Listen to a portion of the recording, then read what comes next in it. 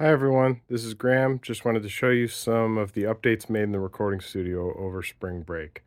So you'll see the most obvious thing, the drums are no longer out here in the main room. They're in the purpose-built drum room for isolation.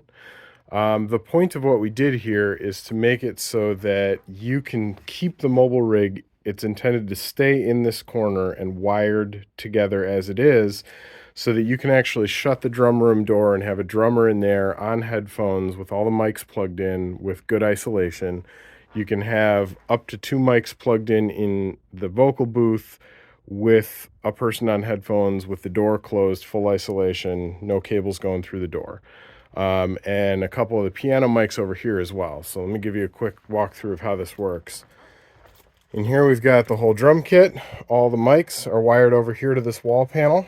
So you've got 8 channels of drums that just stay plugged in. You don't ever need to undo these. So you got the kick internal with the flat floor condenser mic, kick external with the normal kick mic, snare, hi-hat, tom 1, tom 2, overhead, and I'll get those labeled on the wall panel as well. So again, these can just stay plugged in and wired now.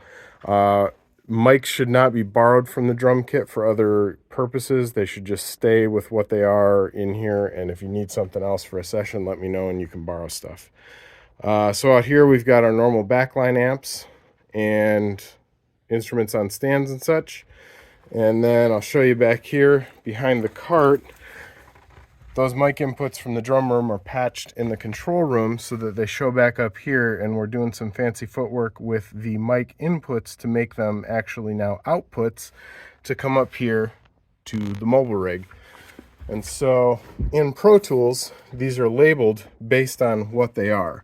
So if you open a track and you go to your input selection, you've got kick in with number 33 in parentheses. That's because that mic jack in the drum room is labeled number 33.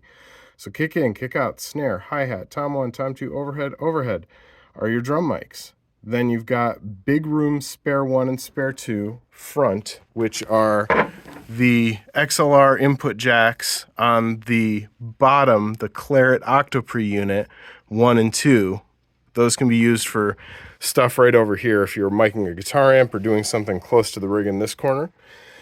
And then you've got drum room spare 1 and 2, which are going to be jacks number 41 and 42, also in the drum room in case you wanted to use that for something other than drums and we don't want to deal with rewiring things. You can just plug into number 41 and 42 and have more mic inputs. Then you've got 2 inputs in the vocal booth. They're jacks number 51 and 52. Then you've got piano high and low, which are jacks number 25 and 26 that can also just stay pre-wired. Those could also be, I suppose, unplugged and have other mics plugged into them for the purposes of a session as long as they get plugged back in. So we have also installed a 4-channel headphone amplifier here. And the important thing to know about this headphone amp is that it is in line. So the main left and right outputs from the 8 pre, which is the Thunderbolt interface, go into this device, and then they loop out of this device up to the KRK speakers. So this device has to be powered on, which is this little switch back here. It can just be left on 24/7, but if you don't see the red light on the front, it means someone has messed with this and you might need to flip it on. And then your monitor level, so your speaker volume, is this monitor level knob.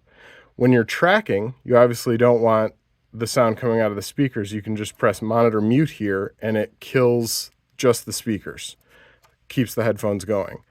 These headphones, you've still got your 2 here coming directly off the 8 pre, but then you've got 4 more here coming off of the PreSonus HP4.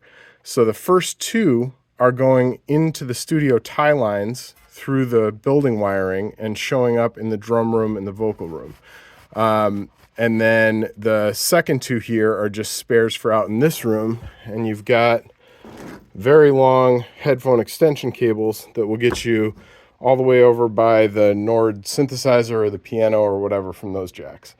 So those will be tie lines. Let me look over here. Again, we'll have this all labeled up. So the very first tie line here is number 9, all the way to the left here. And there'll be a jack hanging out of that with a TRS female plug that is for headphones. And we'll leave one just plugged into that and over by the drum kit. And then in the vocal booth, the very first tie line is number 13. And that'll have a jack hanging out of it with a TRS female for a pair of headphones that'll just stay plugged in here. In this space, mics 51 and 52 are the two that tie in over to the mobile rig, like we said when we were looking at the inputs in Pro Tools. So that should get everything going for sessions with good isolation and the door shut. If you have any questions, please let me know.